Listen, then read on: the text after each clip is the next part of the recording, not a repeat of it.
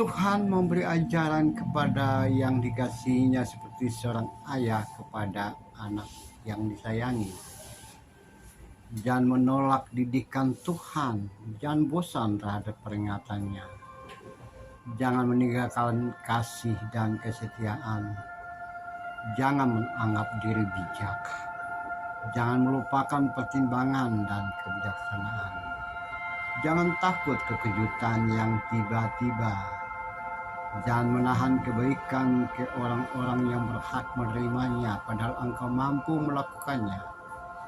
Jangan engkau berkata pada mereka, pergilah, kembalilah besok akan beri, sedangkan yang diminta ada padamu. Jangan merencanakan kejahatan terhadap sesamamu. Jangan bertengkar dengan seseorang jika ia tidak berbuat jahat kepadamu. Jangan iri hati pada orang yang melakukan kelaliman dan mengikuti jalannya. Gubahan Amsal pasal yang ketiga.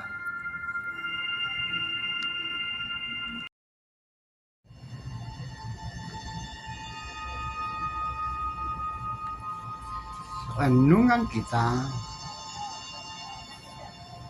pasal 3 dari kitab Amsal diberi judul oleh penerjemah Berkat dan Hikmat. Di balik hikmat ada berkat. Bagian ini ada beberapa hal yang menarik. Intinya adalah percaya kepada Tuhan, muliakan Tuhan, dan juga mendengar didikan Tuhan.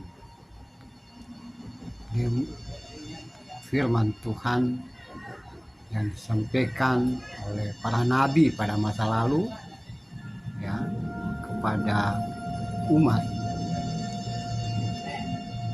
Nah, jika mendengarkan firman Tuhan, taat pada Tuhan, dipahami bahwa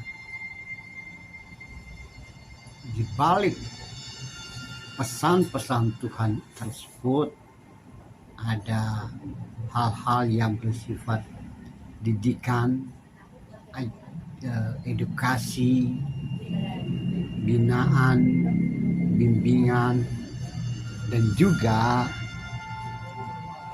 petunjuk-petunjuk moral, tindakan, perbuatan dalam hidup keseharian. Nah, percaya kepada Tuhan, muliakan Tuhan, bergantung kepada Tuhan, dan menyatakan diri sebagai umat pilihan Tuhan, atau orang yang sungguh-sungguh hatinya, hidupnya bersepadan dengan apa yang mau Tuhan, maka menurut Amsal ini dia jangan melakukan itu. Jangan, ada beberapa kata jangan, ya, juga jangan, ya, ada jangan, ada jangan,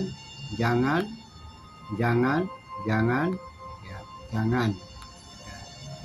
Jadi konsekuensi logis atau akibat dari mengenal Tuhan, takut Tuhan, maka di dalam hidup kesehariannya tidak melakukan hal-hal yang berbeda dengan apa maunya Tuhan. Saudara-saudaraku dalam kemanusiaan, saudara-saudara yang Tuhan kasihi, nah, dalam konteks itulah saya bawa ke dalam hidup dan kehidupan kita. Umat atau kita, atau siapapun yang memahami bagian ini sebagai pesan-pesan Tuhan kepada dirinya, diri sendiri, diri kita atau umat manusia, maka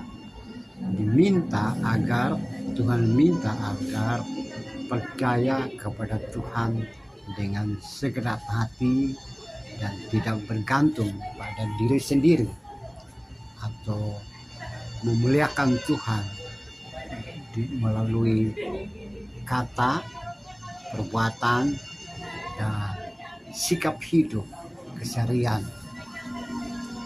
Jika seperti itu, jika terjadi, maka ada petunjuk-petunjuk moral yang tidak boleh dan boleh dilakukan.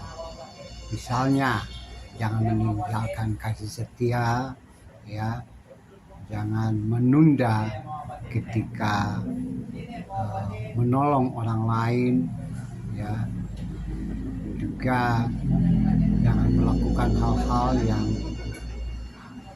tidak disukai oleh Tuhan atau melanggar norma-norma yang berlaku di dalam masyarakat, apalagi menabrak banyak hal yang seharusnya berlaku dengan baik dan benar, tapi menabrak, kita patahkan itu semua. Saudara-saudaraku, dalam kemanusiaan, termasuk jika bergantung pada Tuhan, percaya sungguh-sungguh pada Tuhan, maka tidak boleh menahan kebaikan, tidak boleh menunda bantuan pada orang lain, tidak boleh merancang kejahatan, tidak boleh bertengkar, tidak boleh iri hati, ya, dan juga masih banyak lain. Nah, apakah kita bisa lakukan itu dalam hidup dan kehidupan sehari-hari? Saya percaya bahwa bagian puisi dalam Amsal ini, pesan-pesan dalam Amsal ini tidak perlu ditafsir lagi, diterjemahkan lagi, ya, dicari-cari komentarnya apa maknanya, tapi sudah cukup jelas dan gamblang. Ketika kita baca berulang-ulang kali, maka kita bisa pahami bahwa ini pesan Tuhan kepada saudara dan saya, kepada anak-anak, kepada keluarga, atau siapapun yang mempunyai keinginan kuat memiliki hidup yang sesuai dengan kehendak Tuhan. Ya, kita mengakui kita punya Tuhan, kita punya Allah yang Maha Kuasa, kita punya sosok yang menjadi teladan dalam hidup dan kehidupan, maka itu pun kita kerjakan seperti maunya Tuhan dalam hidup dan kehidupan kita. Saudara-saudara, mari kita tunduk kepala.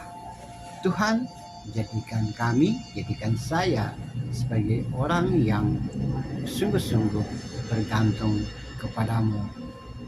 Tuntun saya, tuntun kami, sehingga kami tetap mengakuimu, tetap berada di dalam jalan yang sesuai dengan kehendak-Mu. Amin.